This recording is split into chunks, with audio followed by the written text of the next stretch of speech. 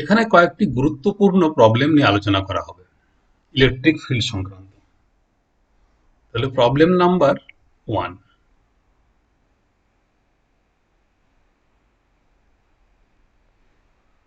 আগে জিনিসটা আলোচনা করে বুঝিয়ে দিই, তারপরে আমরা প্রবলেমটা লিখেও দেবো এবং সলভ করে দেবো।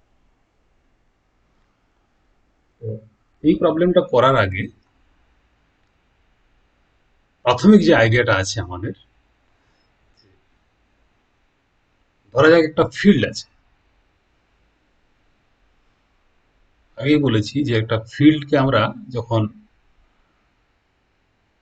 ভেক্টরের সাহায্যে চিহ্নিত করি, যদি ইউনিফর্ম ফিল্ড হয়, সুষম যদি একটা ফিল্ড তৈরি হয়, তাহলে তাকে কতগুলো প্যারালাল অ্যারো দিয়ে আমরা ভেক্টর দিয়ে সেটাকে চিহ্নিত করি। ধরা যাক এখানে একটা ই ফিল্ড আছে। এই যে ফিল্ড আছে, এই ফিল্ডে একটা চার্জ আছে। এই যে চার্জটা রয়েছে, এই চার্জের উপরে যে ফোর্স হবে, সেই ফোর্সটা হবে, আমরা আগে আলোচনা করেছি, F is equal to Q into E. এই যে ধারণা, এই ধারণার উপর একটা প্রবলেম। তো ধরা যাক বলা আছে এখানে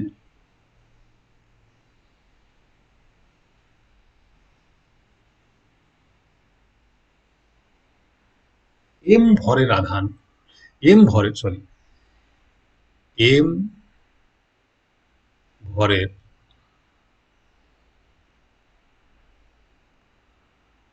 এবং কিউ আধান যুক্ত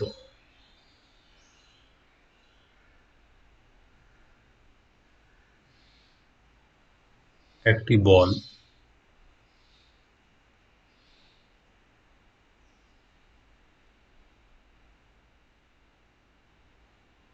একটি ভরহীন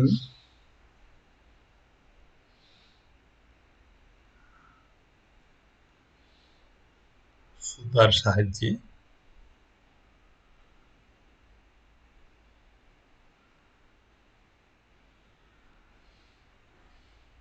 চিত্র অনুসারে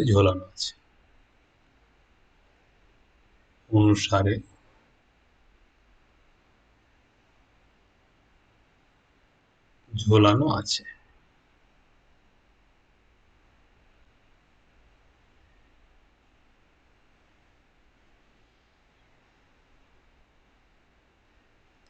এখানে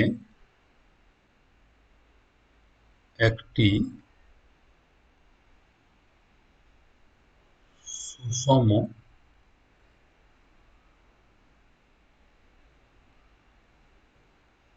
তড়িৎ ক্ষেত্র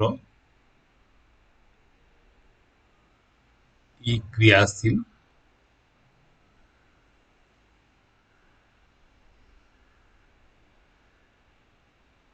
থাকায়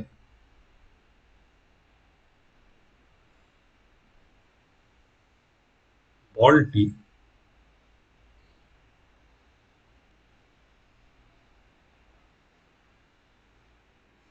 উল্লম্ব অক্ষের সঙ্গে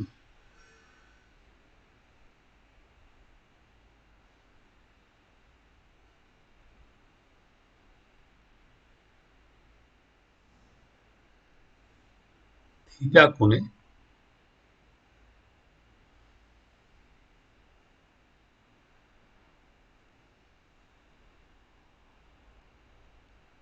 ঝুলছে।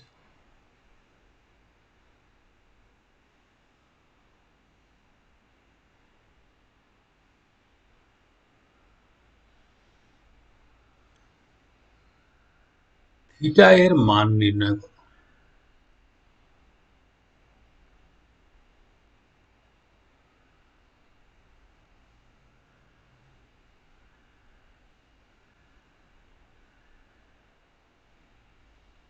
ধরে নাও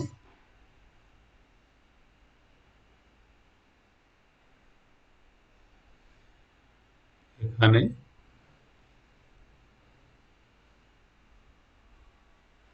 অভিকর্ষীয় ক্ষেত্র ক্রিয়াশীল আছে।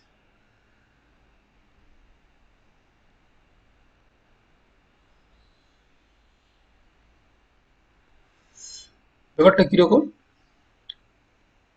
ছবিটা এরকম দেওয়া আছে, এই একটা সাপোর্ট, এই সাপোর্ট থেকে একটা বল যার ভর হচ্ছে এম এবং যার চার্জ হচ্ছে কিউ, এরকম ঝোলানো আছে। একই সঙ্গে এই জায়গাতে একটা ইলেকট্রিক ফিল্ড ক্রিয়াশীল আছে।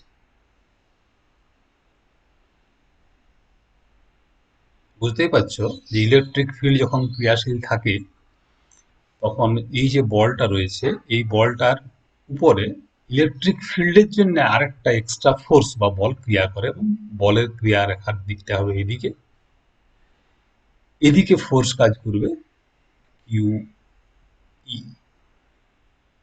তাহলে একই সঙ্গে এই বস্তুটির উপরে দুটি ফোর্স কাজ করছে। একটি হচ্ছে যেহেতু বলা আছে অভিকর্ষীয় ক্ষেত্র ক্রিয়াশীল, তার জন্য এদিকে একটা ফোর্স কাজ করবে এমজি, আর এদিকে একটা ফোর্স কাজ করবে কিউ। ফলে কি হবে না, যেভাবে ঝোলানো রয়েছে এই বস্তুটি, তার উপর দুটি বল ক্রিয়া করছে, এইদিকে একটি বল ক্রিয়া করছে, এইদিকে একটি বল ক্রিয়া করছে। দুটি বল ক্রিয়া করার জন্য দুটি বলের লব্ধি বলটি যেদিকে হবে সেই দিকে অভিমুখ করে এই দড়ি বা তার বা সুতা যেটা রয়েছে সেটা থাকবে। তার মানে ফিল্ডের ডিরেকশনটা এরকম থাকলে,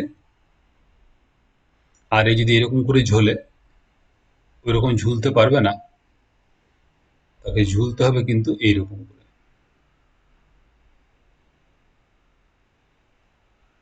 অনুভূমিক লাইন, এটা হচ্ছে অনুভূমিক লাইন, এটা হচ্ছে উল্লম্ব অক্ষ, তার সঙ্গে যে অ্যাঙ্গেলটা করেছে সেই অ্যাঙ্গেলটা হচ্ছে থিটা, থিটা কোণে সে ঝুলছে। এবার এই জিনিসটা বোঝা গেল। এম ভরের এবং কিউ আধানযুক্ত একটি বল একটি ভরহীন সুতার সাহায্যে চিত্র অনুসারে ঝোলানো আছে। এখানে একটি সুষম তড়িৎ ক্ষেত্র ই ক্রিয়াশীল থাকায় বলটি উল্লম্ব অক্ষের সঙ্গে থিটা কোণে ঝুলছে। তাহলে এইটা হচ্ছে তড়িৎ ক্ষেত্র ক্রিয়াশীল রয়েছে, তার জন্য এরকম করে ঝুলছে। থিটা এর মান নির্ণয় করো, ধরে নাও এখানে অভিকর্ষীয় ক্ষেত্র ক্রিয়াশীল রয়েছে, তো অভিকর্ষীয় ক্ষেত্র ক্রিয়াশীল রয়েছে বলে আমরা এই জিনিসটা এঁকেছি। এখন এই অঙ্কটা করতে গেলে আমাদের মেকানিক্সের একটু সামান্য আইডিয়া কাজে লাগবে। ছবিটা আরেকবার আঁকছি। এটা হচ্ছে রিজিড সাপোর্ট যেখান থেকে ঝুলছে, এটা হচ্ছে উল্লম্ব রেখা, এটা হচ্ছে সুতোটা, এটা বল, বলের উপরে দুটো ফোর্স কাজ করছে, একটা ফোর্স কাজ করছে নিচের দিকে যেটা হচ্ছে এমজি, আর একটা ফোর্স কাজ করছে due to electrostatic field that is equal to Q into E. এবারে মেকানিক্সের আইডিয়া যাদের আছে তারা বুঝতেই পারছো, যখন সুতো দিয়ে একটা বস্তুকে ঝোলানো হয়েছে তখন সুতো বরাবর একটা টান কাজ করছে এবং tension is away from the body under consideration. This is the body under consideration. আমরা যে বডির কথা চিন্তা করছি বা বলের কথা চিন্তা করছি সেই বলটা থেকে সুতো বরাবর away from the body along the string, যে স্ট্রিংটা রয়েছে ভালো করে এটা মনে রাখবে, অ্যালং দ্য স্ট্রিং মানে সুতো বরাবর, অ্যাওয়ে ফ্রম দ্য বডি মানে বডি থেকে দূরের দিকে। টেনশন সবসময় away from the body along the string, so this is the tension. তাহলে এই যে বডিটা রয়েছে এর উপরে তিনটে ফোর্স হলো, একটা হচ্ছে এই দিকে, একটা হচ্ছে এই দিকে, একটা হচ্ছে এই দিকে। আবার আমরা মেকানিক্সের আইডিয়াটা কাজে লাগাবো কিরকম করে না, ছবিটা আলাদা করে সুন্দর করে আঁকবো আবার, যদিও এটা বোর্ডে আঁকা, আমাদের কাগজে কলমে হলে ভালো একটু আঁকা যায়। এখানে কতগুলো আঁকা বাঁকা লাইন হয়ে যাচ্ছে, এদিকে হচ্ছে কিউই, এদিকে হচ্ছে এমজি, আর টেনশনটা বলেছি আমি এই বরাবর, যেখানে এই অ্যাঙ্গেলটা যদি থিটা হয়, বুঝতেই পারছো, তাহলে এই অ্যাঙ্গেলটাও থিটা হবে। তাহলে এটা যদি টি হয়, তাহলে এদিকে হবে টি কস থিটা, আর এই দিকে যে অংশটা পাবো সেটা হবে টি সাইন থিটা। তাহলে আমরা ছবিটা আঁকছি এইভাবে, এটা হলো টি সাইন থিটা, আর এটা হলো টি কস থিটা। যেহেতু এই অ্যাঙ্গেলটা থিটা, যেদিকে অ্যাঙ্গেল থাকবে সেদিকে টি কস থিটা হবে। এবারে টি টেনশন সেটা দুভাগে ভাগ হয়ে গেছে, তার মানে এটার কোনো অস্তিত্ব রইল না। এটাকে ভেঙে দুটো ভাগ করেছি, একটা এদিকে, একটা এদিকে, একটা এইদিকে, একটা এদিকে। তাহলে এই বস্তুটি সাম্যাবস্থায় যদি থাকে, তাহলে এইদিকে যতটি ফোর্স ক্রিয়া করবে ততখানি ফোর্স বাঁ দিকে ক্রিয়া করবে, যতখানি ফোর্স উপর দিকে ক্রিয়া করবে ততখানি ফোর্স নিচের দিকে ক্রিয়া করবে। যদি এই ফোর্সগুলোর মধ্যে এটা বেশি হয়, এটা কম হয়, এটা উপরে উঠতে পারতো। সাম্যাবস্থায় আছে মানে যেখানে আছে সেখানেই আছে। তাহলে বস্তুর সাম্যাবস্থার জন্য বা বলের সাম্যাবস্থার জন্য, এখানে বল বলতে গোল বল, ফোর্স নয়, তাহলে বস্তু লিখি তাহলে সুবিধা। তাহলে বস্তুর সাম্যাবস্থায়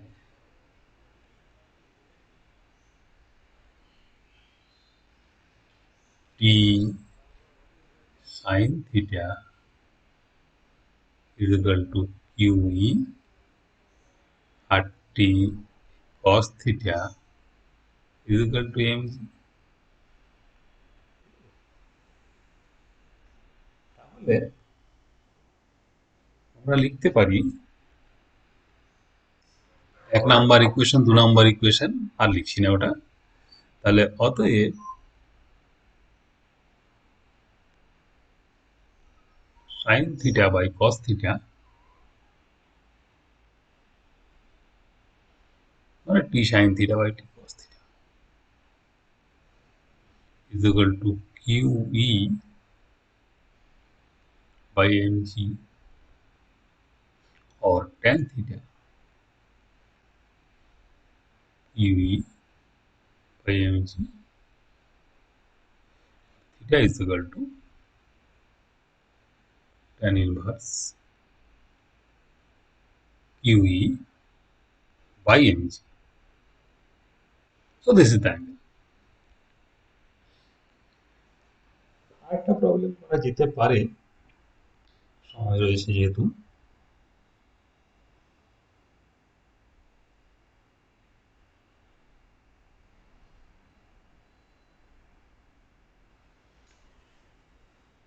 একই তত্ত্ব যেটা আলোচনা করলাম, সেই বিষয়টার উপরে অঙ্ক করা যেতে পারে, যেটুকু সময় হাতে আছে। তো অঙ্কটাকে লিখে দিই। এটা একটা ইম্পর্টেন্ট অঙ্ক, প্রবলেম নাম্বার 2।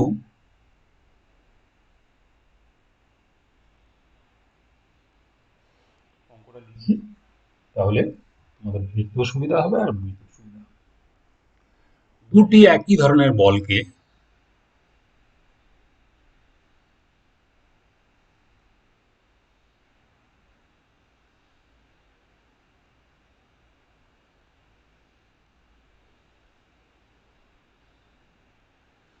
বলকে এল দৈর্ঘ্যের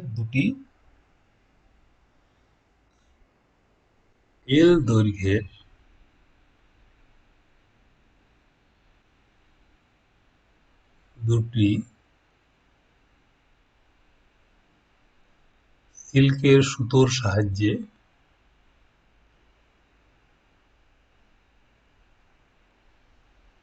ঝুলিয়ে দেওয়া হলো।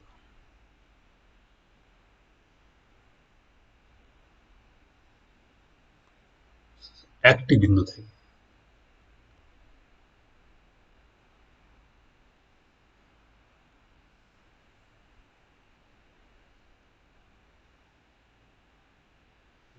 থেকে ঝুলিয়ে দেওয়া হলো।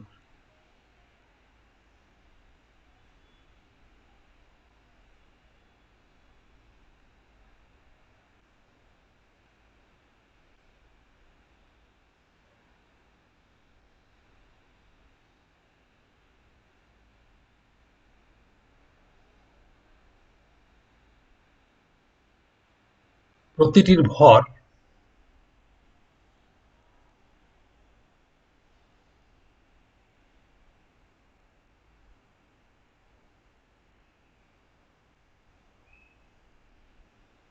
এবং এম, এম এবং আধান কিউ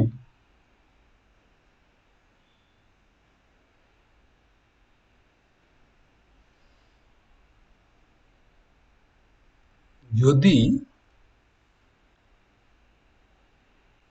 দুটির ভেতরকার কোণ খুব ছোট হয়,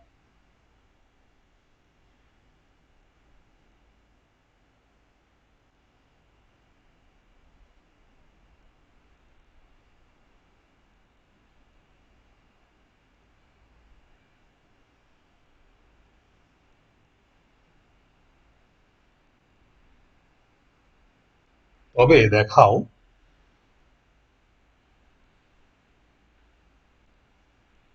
যে সাম্যাবস্থায়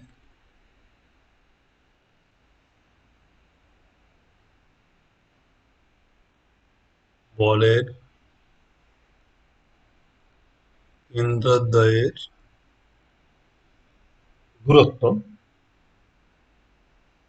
x is equal to 2q square L by mg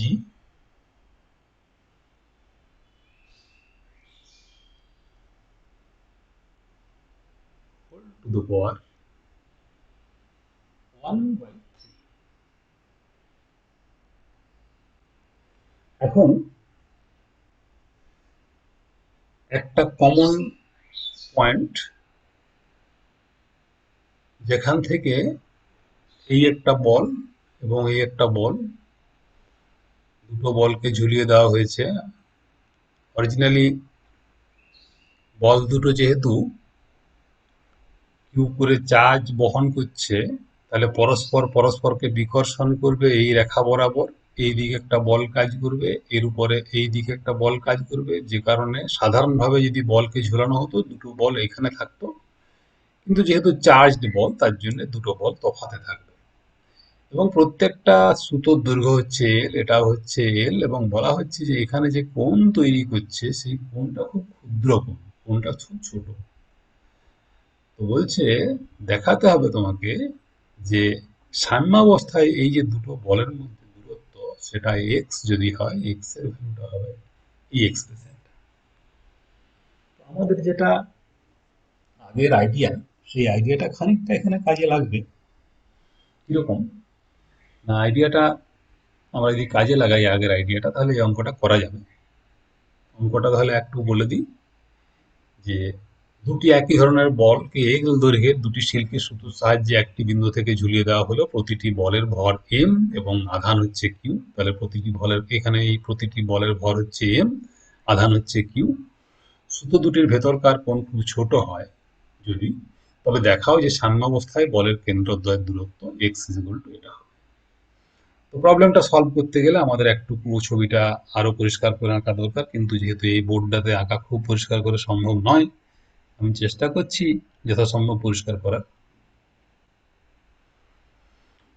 পরিষ্কার, এই হচ্ছে কমন পয়েন্ট অফ সাসপেনশন। এদিকে একটা, এদিকে একটা, দুটো বল নেওয়া হলো, এই একটা বল এবং এই একটা বল। আমরা বুঝতেই পারছি এটা হচ্ছে ভার্টিক্যাল লাইন এবং এখানে থিটা অ্যাঙ্গেল করেছে, এবং আগের ছবি অনুযায়ী এটা হচ্ছে এক্স, এই দূরত্বটা, এটা এল, এইটা হচ্ছে এল। হ্যাঁ, এলটা এল এর মতো হলো না, তাহলে একটু মুছে দিতে হবে। এটা হচ্ছে এল। হ্যাঁ, তাহলে এই জায়গাতে এই যে বস্তুটি রয়েছে এর উপরে এদিকে একটি বল ক্রিয়া করবে। যদি এদের মধ্যে দূরত্ব এক্স হয়, তাহলে এই যে ফোর্স যেটা হবে, force is equal to Q, Q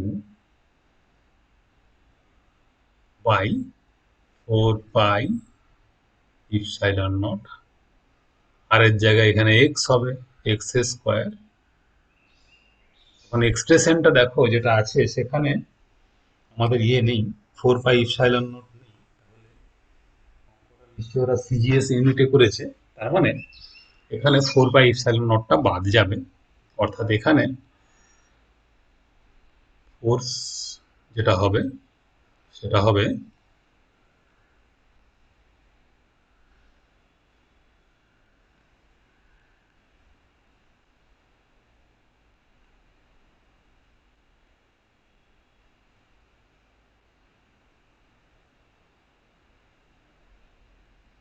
Q into Q, মানে Q square by X square along this direction. এদিকে যে ফোর্সটা আছে সেই ফোর্সটা হবে NG.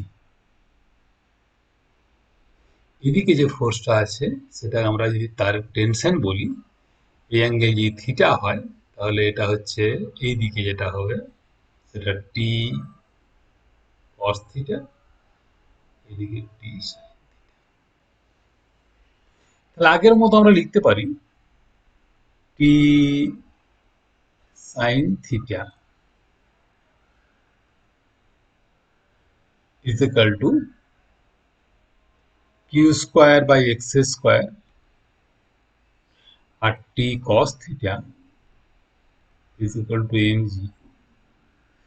That implies tan theta is equal to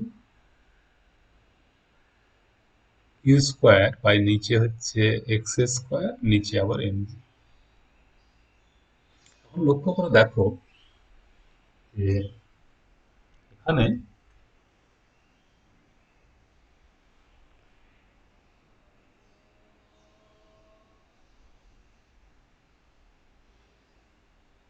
theta ক্ষুদ্র, থিটা টেন্স টু জিরো। তো থিটা টেন্স টু যদি zero হয় তাহলে tan theta is equal two sign theta is equal two, picture অনুযায়ী এটা থিটা, এটা এল, এটা x/2। তাহলে এই যে ছবিটা আছে আবার আঁকছি, ছবিটা লক্ষ্য করে দেখো, এটা হচ্ছে x/2, কারণ এটা পুরোটা এক্স, হাফ হলে x/2 হয়, এটা এল, এই অ্যাঙ্গেলটা থিটা। তাহলে sign theta is equal two x/2 নিচে এল, তাহলে x/2।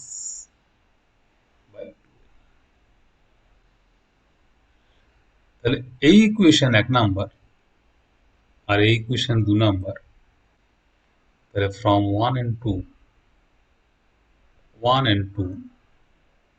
আমরা লিখতে পারি x/2l is equal to q square by x square into mg, that implies x cube is equal to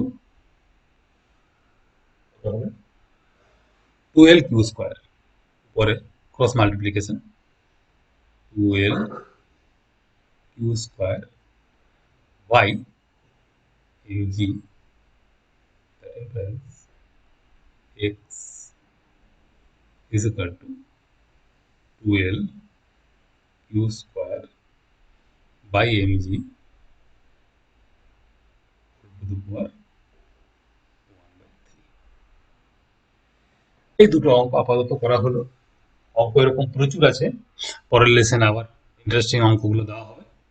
আপাতত এখানে এটা থামা হচ্ছে।